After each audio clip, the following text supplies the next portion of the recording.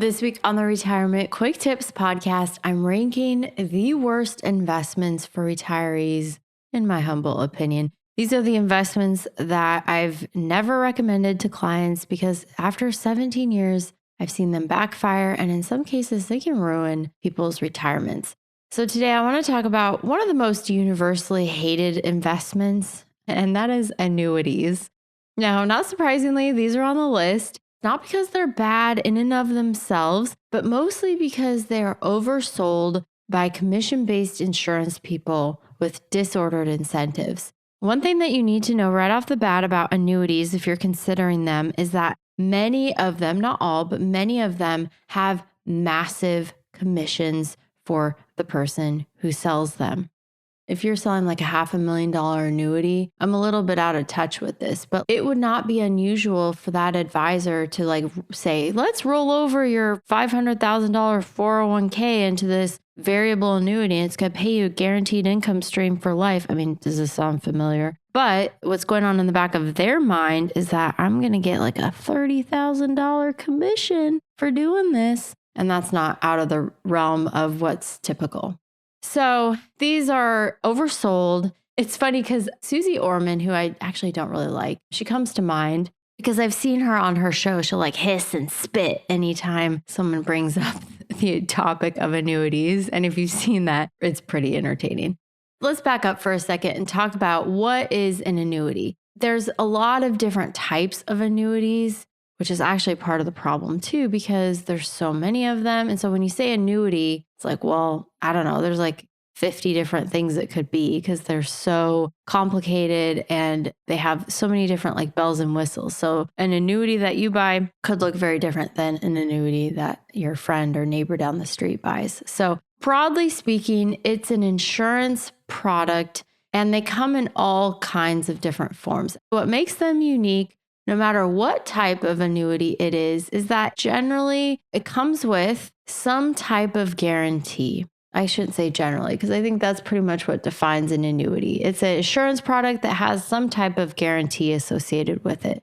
So usually when you invest in an annuity, you hand over a lump sum, like the rollover of your 401k at retirement. You put that in an annuity, and then the insurance company pays you a certain amount. Now, this can vary, but typically there's a minimum amount of income that you're going to receive. Each annuity can be structured differently with different bells and whistles attached to it.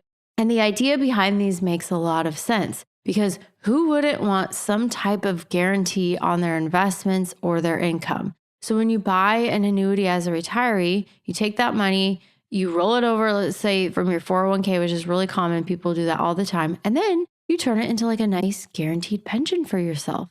Now, in the age where pensions are few and far between, that's kind of a nice idea. I like that idea in theory. But why I think these are garbage and that guarantee that you have comes at a cost. Annuities have very high fees.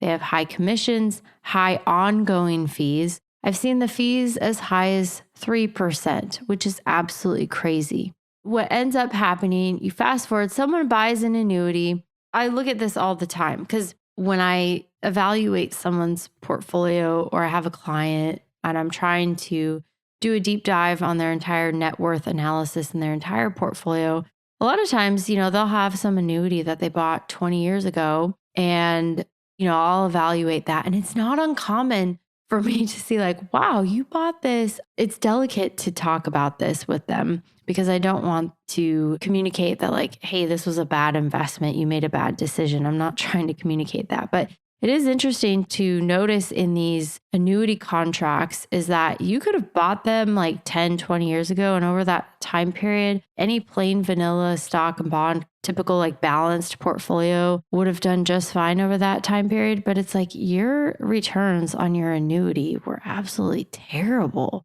You didn't make that much money. Why? Because the fees are insane. The fees eat into those returns, and you just don't make a return even comparable to a typical portfolio of stocks and bonds over time because of those high fees. I mean, I don't think I've ever seen an annuity contract where the returns have kept pace even remotely close to like a balanced 60-40 stock bond portfolio.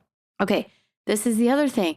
I was licensed to sell insurance for about the first decade of my career. I never recommended a new annuity for a client. A couple times I did an exchange of annuity where it was an old annuity and we bought a new contract to kind of improve it, but it was only because they were stuck in that annuity. If they wanted to get out, they had owned it for so long that they don't want to pay the capital gains on it.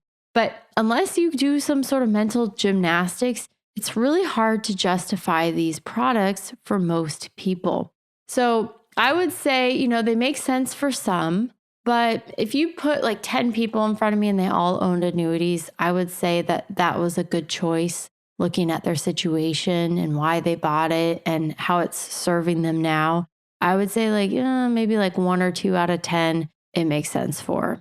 But all 10 of those people own an annuity. So like 8 of them, it was an expensive and unnecessary insurance product. And it helped the insurance person pay their mortgage that month. That's all it is. Bottom line, I think annuities are pretty terrible for most people, not all. I think many people who purchase annuities or who are considering purchasing an annuity would be much better off in a liquid, accessible, traditional stock, bond, CD, mutual fund, index fund, etc. Just build a plain vanilla portfolio for your retirement nest egg over an annuity product, and that's going to generally produce a more consistent result over the long haul much of the time. All right, that's it for today. Thank you so much for listening. My name is Ashley Michike, and this is the Retirement Quick Tips Podcast.